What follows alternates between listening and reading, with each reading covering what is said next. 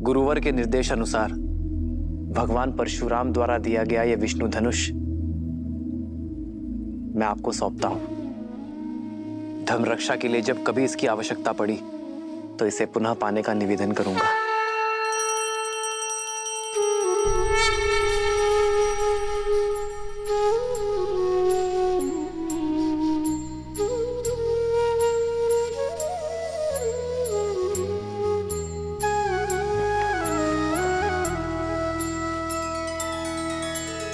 वरुण को सारंग सौंपा, शस्त्र से ना मोह है। लोभ शक्ति का नहीं, जनहित ही पावन योग है। पुरुषार्थ करके विजय पाना, पथ है सबसे पावनम। नर को ये संदेश देते, धनुष तज नारायणम।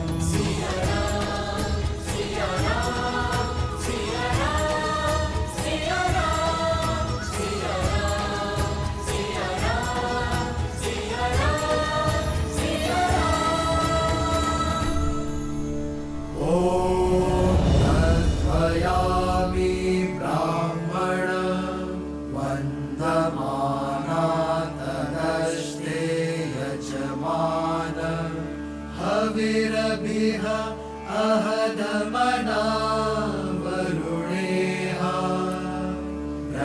प्रद्युरुषगम समान आयुः प्रभुषेह।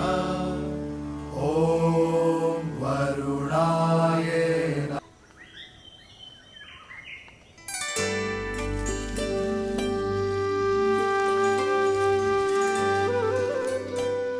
भैया, मिथिला कितनी सुंदर नगरी है ना। और आपको तो कुछ अधिक ही सुंदर लग रही होगी जब से स्वयंवर हुआ है तब से। अंतर है लक्ष्मण। पहले मिथिला मेरे लिए नगर था, पर अब घर हो गया है।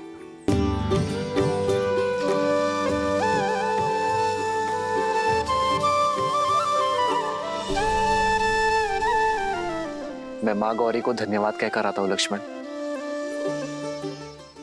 देवी सीता को पहली बार यही देखा था। जी भैया।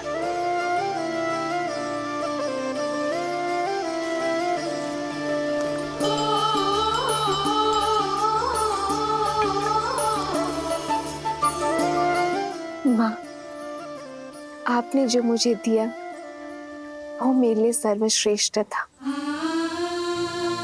वो दिया जो मेरे मन में था। आपको मन से धन्यवाद करने आई हूँ माँ। यह आपके आशीष का प्रताप है कि स्वयंवर में एक पल के लिए भी निराश नहीं हुई मैं। धन्यवाद माँ। माँ का आशीष दोनों पर है, तो धन्यवाद देने एक ही क्यों आए?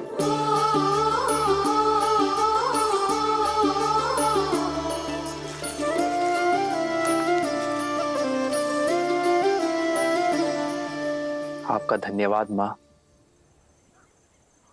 आपके और महादेव के प्रताप से मुझे सीता जैसी जीवन संगिनी मिली।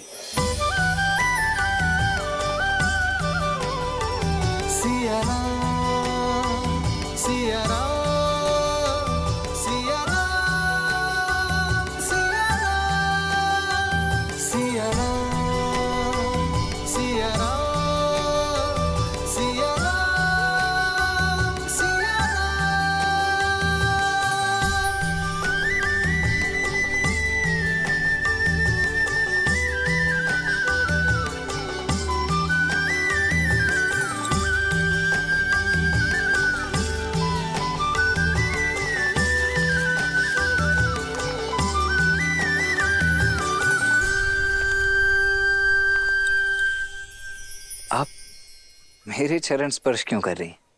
देखिए, मैं वो नहीं हूं जो आप समझ रही हैं। वो तो मेरे ज्येष्ठ भैया राम हैं जिन्होंने धनुष उठाया था। मैं तो उनका अनुज लक्ष्मण हूं। किसने कहा मैं आपके चरण स्पर्श कर रही हूँ? एक स्त्री केवल 3 लोगों के चरण स्पर्श करती है, अपने पिता के, अपने गुरु के और अपने पति के। और आप इनमें से कोई नहीं है, तो मैं आपके चरण क्यों स्पर्श करूंगी? वो तो मैं ये पुष्प उठा रही थी जो मेरी सीता दीदी को बहुत प्रिय है और मुझे भी। क्षमा कीजिए, वो देवी, ऐसे भूमि में पड़े हुए पुष्प किसी को भेंट नहीं करने चाहिए।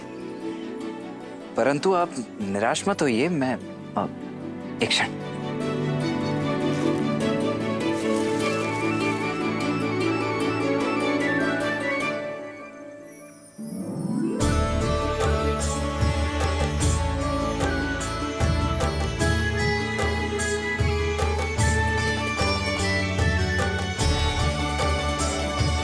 आपके लिए नहीं है, भाभी माँ सीता के लिए।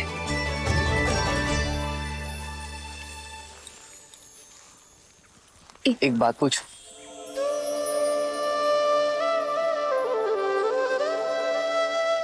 पहले आप। नहीं, स्त्री होने के नाते प्रथम अधिकार आपका है। जो आज्ञा। तो बताइए, प्रत्यंचा चढ़ाने आप सबसे अंत में क्यों आगे बढ़े?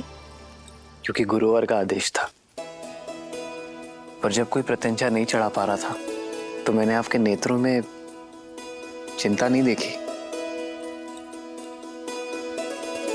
क्योंकि माँ गौरी का आशीर्वाद था कि मुझे मेरे मन के ही स्वामी मिलेंगे। वरमाला के समय आपके नेत्रों में एक भाव था, जैसे आप जानती थी कि वरन हमारा ही होगा। क्योंकि आपकी विनम्रता और करुणा का संदेश आपकी मिथिला आने से पूर्व महादेव का संकेत बनकर पहुंच चुका था। यदि गुरुवर हमें मिथिला ना लेकर आते तो लाना पड़ता, क्योंकि भले ही वो ब्रह्म ऋषि है, पर महादेव के चयन और गौरी माँ के आशीर्वाद के आदेश के परे नहीं। बिना मुझे जाने मुझ पे इतना विश्वास? भूमि से उपजूं आर्य, एक झलक से समझ जाती हूँ कि किसके हृदय की भूमि में विश्वास का पौधा उपजेगा। महाबली लंकेश ने जब प्रयास किया था उस समय भी भय नहीं लगा आपको? नहीं, क्योंकि 8 वर्ष की आयु में मैंने वो धनुष उठा लिया था। भली भांति जानती थी कि उस धनुष को कोई बाहुबल से नहीं उठा सकता। पर उस राक्षस की आंखों में मैंने अपमान की लज्जा देखी, हार की खींच देखी। उसकी आंखों में मैंने अपने लिए एक कुलसित चाह देखी। क्या देवी उससे चिंतित है? अब नहीं, क्योंकि आप मेरे साथ हैं। विश्वास है कि जब तक आप मेरे साथ हैं कोई मेरा नष्ट नहीं कर सकता। आपका ये विश्वास इस राम को और दृढ़ बना रहा है देवी। मैं धन्य हुआ कि मुझे जीवन संगिनी नहीं, जीवन दर्शिनी मिली है।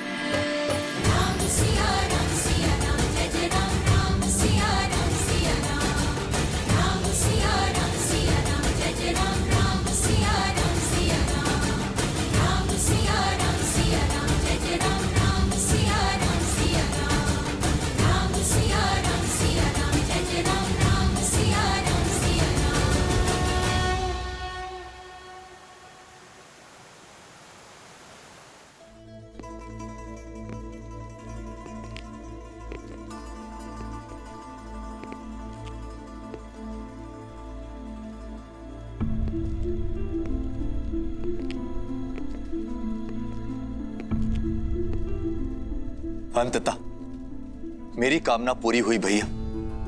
भगवान विष्णु की कृपा से आप सद्मार्ग की ओर बढ़ रहे हैं। अपने पापों के प्रायश्चित के लिए आपने जो सन्यास का निर्णय लिया है वो अति उत्तम है भैया। दुख तो केवल इस बात का है कि बहुत देर कर दी मैंने। कदाचित तुम्हारी बात पहले मान ली होती तो आज मेरे महादेव मुझसे रुष्ट ना होते। लंका को अब तुम जैसे सदाचारी राजा की आवश्यकता है। न्याय प्रियता से राज करना। भैया, यदि राज्य करना होता तो ब्रह्मदेव से संपूर्ण सृष्टि का राज्य मांग लेता, किंतु मुझे विष्णु भक्ति रहने दीजिए। और ये राज्य संभालने के लिए तो आपका महाप्रतापी पुत्र मेघनाथ है ना।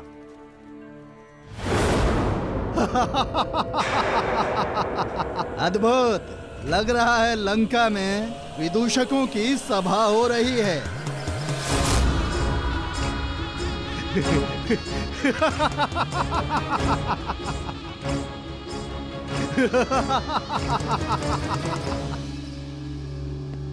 मुझे तो लगा था कि सिंहासन त्यागने की बात बोलकर इस भोली भाली शूर्पणखा को मूर्ख बनाया है, पर सत्य मेरे सामने है। कभी कल्पना भी नहीं की थी कि रावण को कभी सन्यासी वेश में देखूंगा। केवल वस्त्रों से नहीं, आत्मा से भी मैं संन्यास स्वीकार कर चुका हूं विद्युजीवा। इसलिए विभीषण को राजा बनाकर राज्य के साथ साथ तुम्हारी बुद्धि ने भी संन्यास ले लिया है रावण। ये विष्णु भक्त केवल विष्णु के गुणों का गायन कर सकते हैं, राज्य संचालन नहीं। केवल मैं इस स्वर्ण सिंहासन योग्य हूं। सत्य है, बुद्धि कुंड हो गई मेरी। सबसे योग्य पात्र मेरे समक्ष है और मैं उसे पहचान नहीं पाया। चलो, दुर्घटना से देर भली। विद्युजीवा, लंका का सिंहासन तुम्हारी प्रतीक्षा कर रहा है।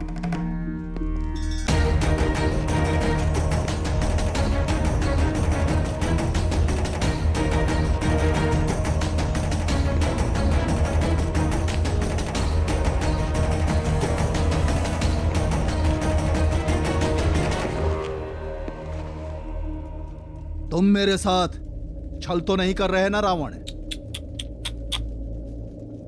एक सन्यासी पर ऐसा लांछन मेरे बहनोई।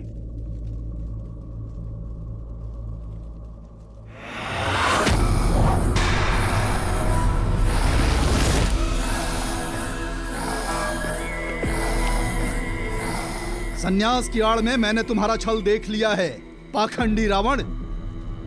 अब तुम मेरा बल देखो। काल के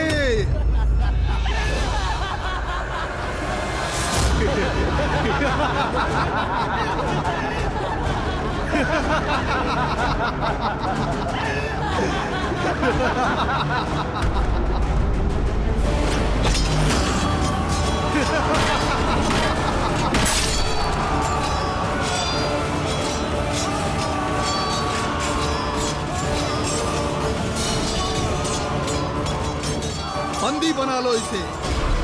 हमारे व्यू में फंस गया है ये दशानन। लंका मेरी, व्यू मेरा, फंसे तुम सब हो विद्युजीवा। शनि जिसके चरणों का दास, उसका सिंहासन पाने की आस असंभव है विद्युजीवा। आज लंका की स्वर्ण आभा में तुम सबके रक्त की लाली की आभा होगी।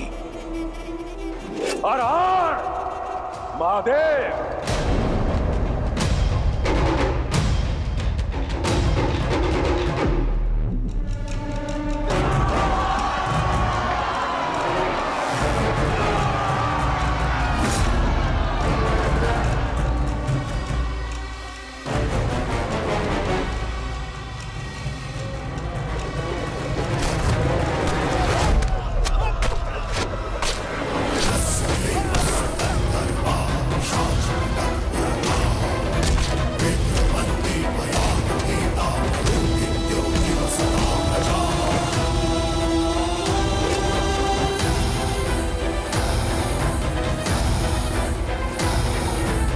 सुर्पणखा, सुर्पणखा मुझे बचा लो, मुझे बचा लो सुर्पणखा, बचा लो मुझे अपने भाई से। मैं तुम्हारा पति हूँ, तुम्हारे पुत्र का पिता हूँ। दया करो सुर्पणखा, दया करो। दशानन मुझे क्षमा करो। रावण के शब्दकोश में द से दमन और दंड है, दया नहीं।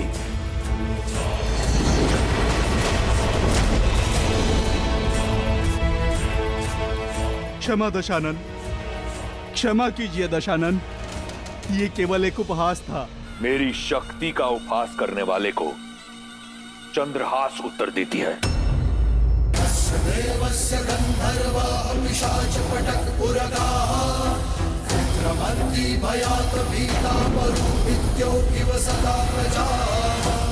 लंकेश, नहीं भैया।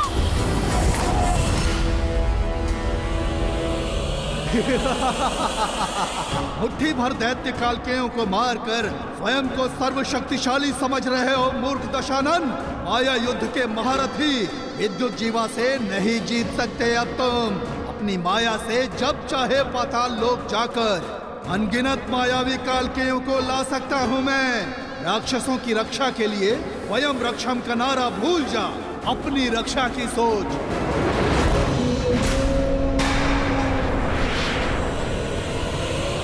भैया, दशानन, दशानन!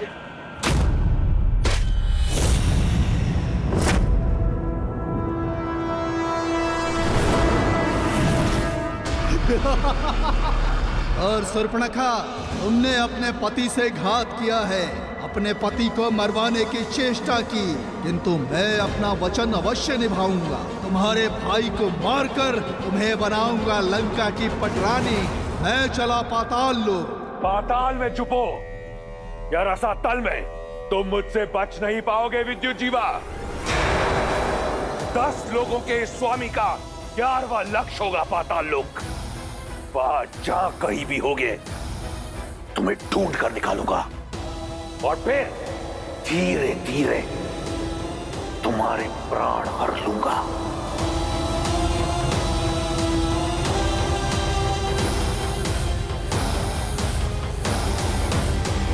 तूने सूचना दी है लक्ष्मण, पिताश्री किसी भी क्षण आते ही होंगे। हमें देखकर पिताश्री कितने भावुक हो जाएंगे ना भैया। देखिए, कदाचित पिताश्री आ गए।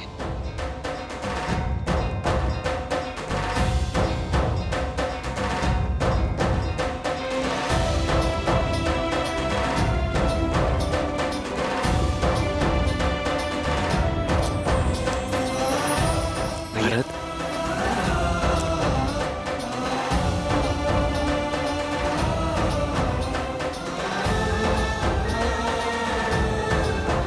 भरत,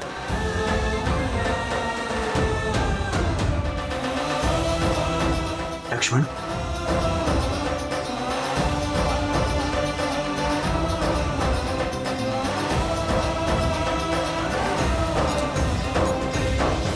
भरत, इतना शीघ्र? सूचना मिलते ही प्रतीक्षा ना कर सका भैया मैं। रात्रि विश्राम किए बिना ही आपसे भेंट करने चला आया। आप नहीं जानते भैया कि मेरा मन कितना गर्वित हुआ है ताड़का और मां अहिल्या की मोक्ष गाथाएं सुनकर। और अब अपने राम भैया के विवाह को देखकर हर्षित होऊंगा मैं।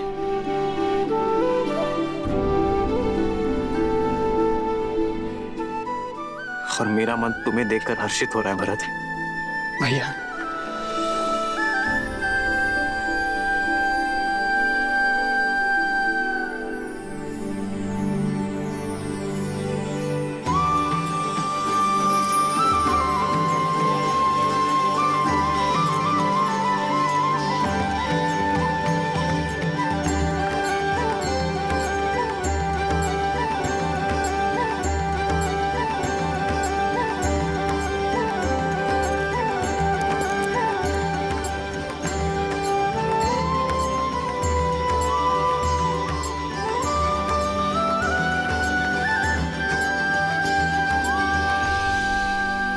श्री राम और देवी सीता के विवाह की पावन बेला निकट आ गई है।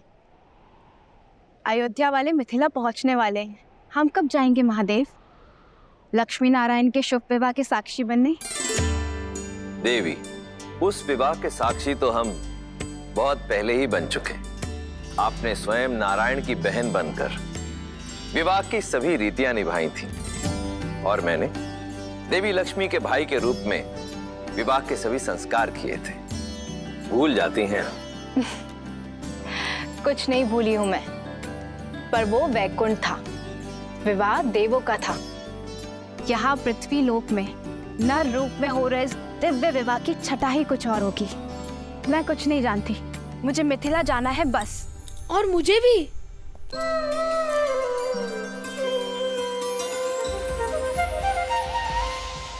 बड़े दिन हो गए, भरपेट स्वादिष्ट भोजन नहीं खाया।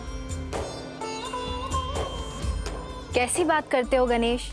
हर पूजा अनुष्ठान में सबसे पहला भोग तुम्हें ही तो लगाया जाता है। उसे भोजन कहते हैं आप? मेरी डाल भी गीली नहीं होती उससे। मनुष्य बड़े छली है माता, भोग का नाम लेकर तनिक सा मेरी सूंड पर लगाते हैं और प्रसाद कहकर स्वयं डकार जाते हैं। पर यहाँ विवाह में साक्षात मन चाहा मन भरकर खाने का अवसर मिलेगा ना?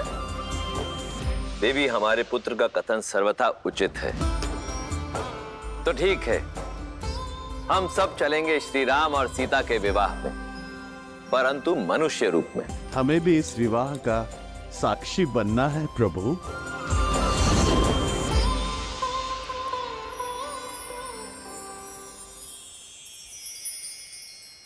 आप सभी नारायण का परिवार हैं, तो इस विवाह में आपको कैसे भूला जा सकता है? हम सभी जाएंगे राम और सीता के शुभ विवाह के साक्षी बनने। जय श्री राम। जय श्री राम। जय श्री राम। सिया राम, सिया राम, सिया राम।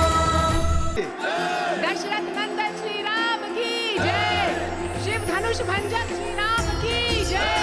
दशरथ नंदन श्री राम की, शिव धनुष भंजन श्री राम की। दशरथ नंदन श्री राम की जय। शिव धनुष भंजन। पिताश्री,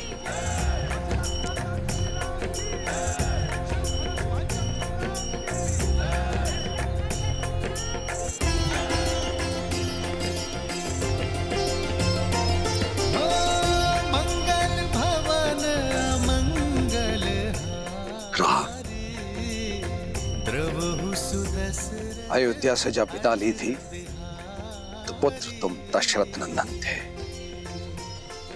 और आज तुमसे यहां भेंट हो रही है तो मैं राम का पिता हूं। इतने कम दिनों में मेरा पुत्र इतना बड़ा हो गया।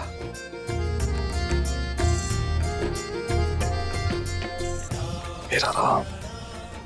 आपकी चरणों की धूल के स्पर्श से ही ये सामर्थ्य पा सका हूं पिताश्री। इनका स्पर्श मुझसे आप भी नहीं छीन सकते। रघुकुल रीत सदा चली आई, प्राण जाए पर वचन। पुत्र, तुम्हारा स्थान मेरे चरणों में नहीं, मेरे गले लग जाओ पुत्र। राम सिया राम, सिया राम जय जय राम। राम सिया राम, सिया राम जय जय राम। राम सिया राम, सिया राम जय जय राम। राम सिया राम, सिया राम जय जय राम। प्रणाम पिताश्री। पुत्र लक्ष्मण, आयुष्मान बाबा।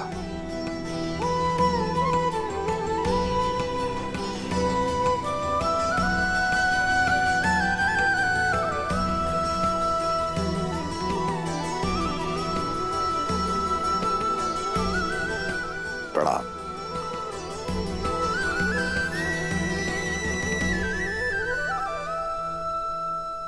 भूलोक पर कोई माया या दिव्य प्रदर्शन नहीं, अन्यथा हमारा भांडा फूट जाएगा और मेरा भोग छूट जाएगा। अब वेश परिवर्तन करे।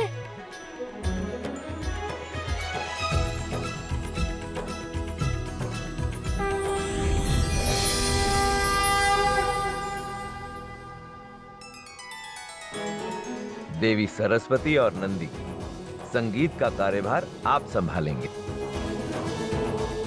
मैं वायुदेव, मैं विवाह का पंडाल बनाऊंगा। मैं अग्निदेव और मैं स्वादिष्ट भोजन का प्रबंध करूंगा। और मैं आपका सहायक बन जाता हूँ। भोजन जाएगा तो रसोई घर से बन के ही ना। उचित है, मैं इस समूह का मुखिया बनूं। त्रिलोकदर्शी साधु। और मैं आपकी सेविका।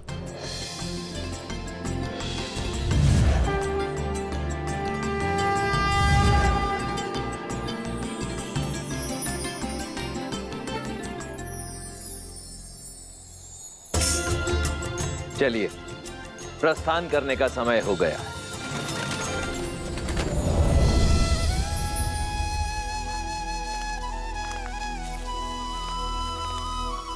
प्रभु, हम तो आपके ही पधारने की प्रतीक्षा में थे, हर कल्प और हर राम अवतार की भांति। क्या इस बार भी मुझे आपका मार्गदर्शन करने का सौभाग्य प्राप्त होगा?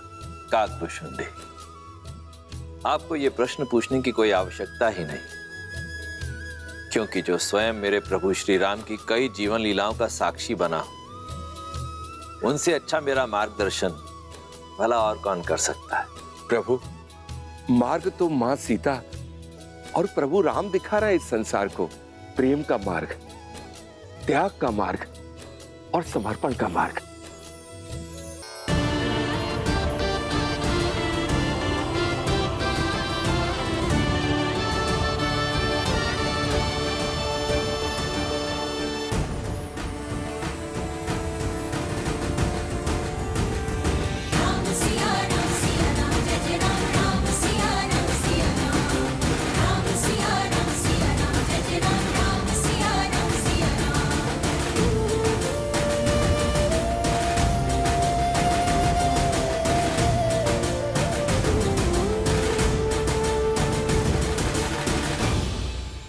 अयोध्यापति महाराज दशरथ, यह है मेरी पुत्री सीता।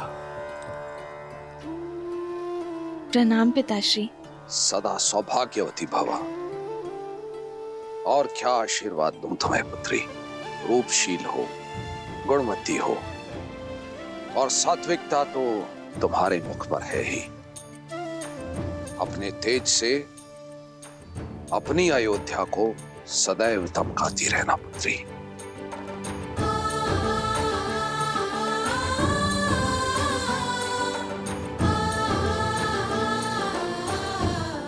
राम, तुमने गुरुओं से सीखी सारी योग्यता लगा दी है इस चैन में। राजे,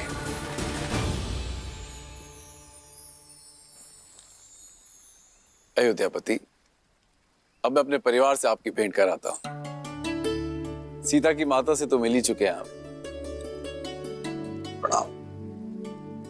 ये मेरी छोटी पुत्री उर्मिला, ये मांडवी, श्रुतकीर्ति। ये दोनों मेरे अनुज कुशाध्वज की पुत्रियां हैं।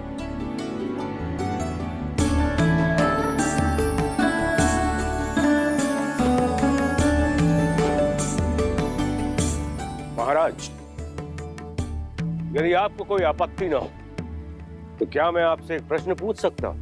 आचार्य, आप श्री राम के गुरु हैं, आपको अनुमति की आवश्यकता नहीं है। पूछिए, क्या पूछना चाहते हैं आप? महाराज, आपके कुल की पुत्रियां अनुपम तेज युक्त है, किंतु आपको कभी पुत्र प्राप्ति की इच्छा नहीं है?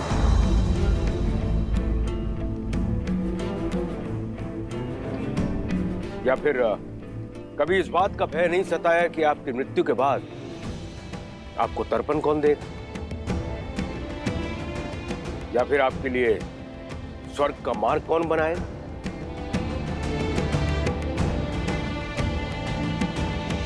क्षमा चाहता हूं ऋषिवर, किंतु मैंने वेद, उपनिषद, स्मृतियों का गहन अध्ययन किया, किंतु कहीं भी ऐसा कोई उल्लेख नहीं कि पुत्रियों का मान, उनका पद, उनके अधिकार किसी भी रूप में पुत्रों से कम या नीचे होते हैं। न मान में, न पद में, न ही अधिकार में। मेरी पुत्री सीता ने केवल मुझे ही नहीं अपितु मिथिला को भी एक नया जीवन दिया। बंजर भूमि में अमृत की बूंद बनकर उभरी मेरी पुत्री सीता। जिस पुत्री ने मिथिला को नरक से बचाया, उस पुत्री के होते मुझे स्वर्ग की क्या चिंता ऋषिवर। और सत्य तो यह है, सीता के जन्म के बाद मैंने मृत्यु और मृत्यु के बाद की चिंता करना बंद कर दिया है। अद्भुत, अद्भुत मिथिला नरेश। आज मुझे मेरे एक और प्रश्न का उत्तर मिल गया। किंतु महाराज, मैं ठहरा नास्तिक और लोगों का यह मानना है कि मुक्ति जो है पुत्र प्राप्ति के बाद ही होती है। कदाचित मेरे मुक्ति के मार्ग के लिए ही महादेव ने मुझे एक योग्य पुत्र दे दिया है, मेरा जमाता राम।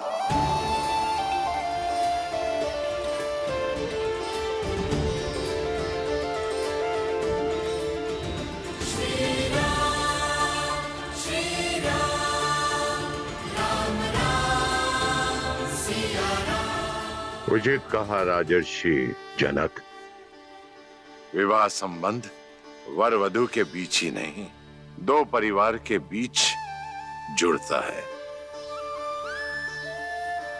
राम अब आप ही का पुत्र है।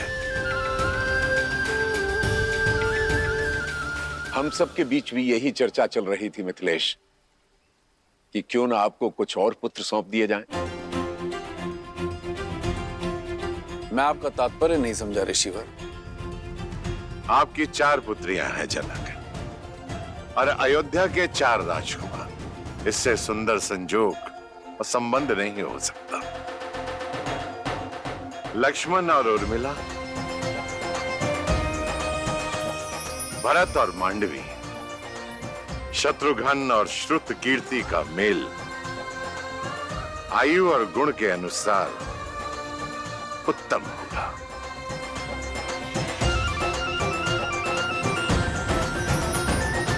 आपका क्या विचार है इस विषय में अयोध्यापति? ऋषिवर, इससे बड़ा सौभाग्य तो हो ही नहीं सकता, किंतु इसमें मिथिलापति का मत जानना भी अति आवश्यक है। मेरे कुल की 4 पुत्रियां सूर्य वंश के आंगन में जाएं, इससे बड़ा सौभाग्य मेरे लिए और क्या हो सकता है अयोध्यापति। मिथिला कुमारियों की अपने बहनों से बिछड़ने की चिंता भी समाप्त हो जाएगी, किंतु मिथिला में विवाह से पूर्व पुत्रियों का मन टटोलना अति आवश्यक होता है। अवश्य जनक, जिन्हें साथ रहना है उनका विचार जानना भी आवश्यक है। आप दोनों एकांत में अपनी संतानों से बात कर लीजिए। उचित है।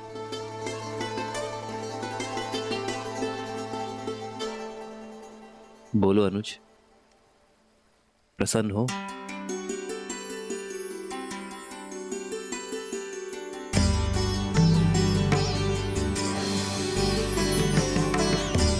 कोई शंका तो नहीं है उर्मिला? पूजा आपने की दीदी, और फल मुझे भी मिल गया। और वैसे भी महादेव और माता गौरी के निर्णय पर कैसी शंका। पर सीता दीदी की पूजा का फल केवल उर्मिला दीदी को क्यों मिलेगा? हमें भी तो मिलना चाहिए ना, क्यों मानवी दीदी? कितनी बार निवेदन करूंगा भाई, अयोध्या से संबंधी पधारे हैं। कुमारी जानकी के विवाह तक कोई भीतर नहीं जा सकता। आप लोग के भोजन का प्रबंध उधर उस पंडाल में किया गया है। भद्र, मैं भी तो कब से यही निवेदन कर रहा हूँ कि हम इसी शुभ विवाह के प्रबंध के लिए आए हैं। मैं आपको अपने दल का जब परिचय दूंगा ना, आप स्वयं समझ जाएंगे। इन दोनों को देखते हैं, ये दोनों संसार के सर्वश्रेष्ठ रसोइये हैं, और ये नन्हा सा नटखट बालक इनका सहयोगी है। और ये जो पंडित जी हैं, ये तो इतने प्रकांड पंडित हैं कि इनके ज्ञान की तुलना आप स्वयं ब्रह्मा जी से कर सकते हैं। और ये देवी जी जो खड़ी हैं, ये अद्वितीय नृत्यांगना तो हैं ही, परंतु जब वाद्य यंत्र पर अपनी उंगलियां फेरती हैं तो ऐसा लगता है कि स्वयं देवी सरस्वती आ गई हो। और मैं हूं इस दल का मुखिया राम आसरे, और ये हैं मेरी सहयोगी। अब हम भीतर जाएं? आओ। रुको। ये मिथिला का राजमहल है और विवाह राजकुमारी जानकी का। महाराज ने सभी प्रबंध सज्ज किए हुए हैं, आपकी कोई आवश्यकता नहीं है। और हाँ, भोजन करना है तो आप लोग उधर जा सकते हैं। भोजन नहीं, हमें तो प्रबंध देखने जाने दीजिए। जाओ।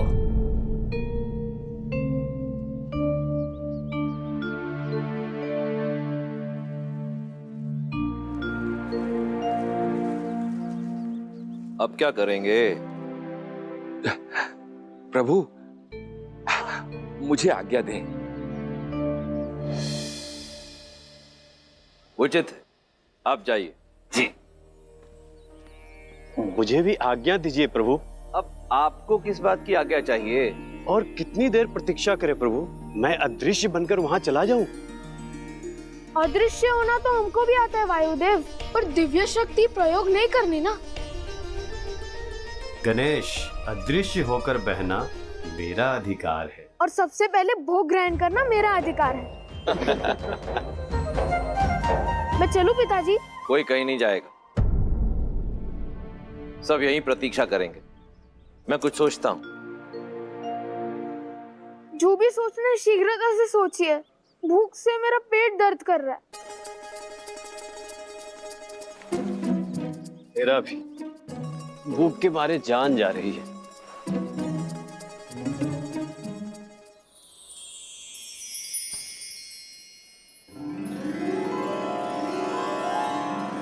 भूख से मुंह कुमला गया है पुत्र, ये लो खाओ। इस पे मेरा अधिकार। अरे तुम तो और भी ज्यादा भूखे लग रहे हो। लो ये पूरी टोकरी तुम ही रख लो। ये टोकरी का मैं क्या करूंगा माता? मुझे तो केवल ये रसीले फल चाहिए।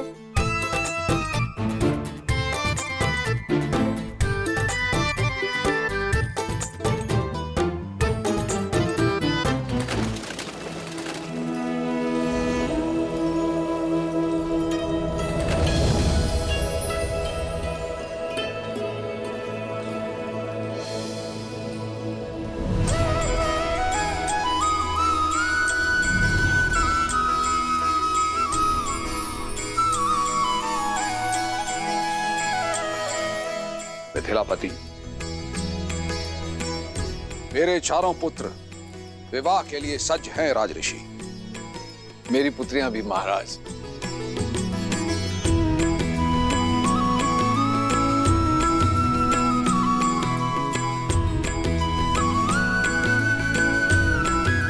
विराजी।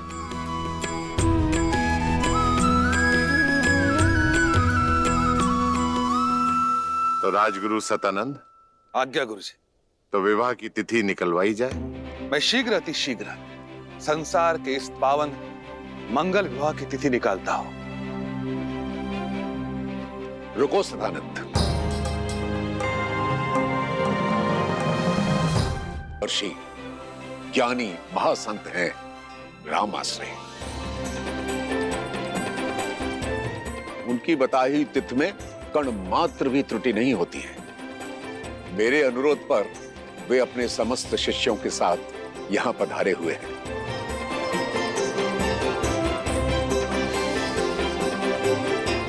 मैं देख सकता हूं वो अपनी साथियों के साथ महल के द्वार पर प्रवेश कर चुके हैं।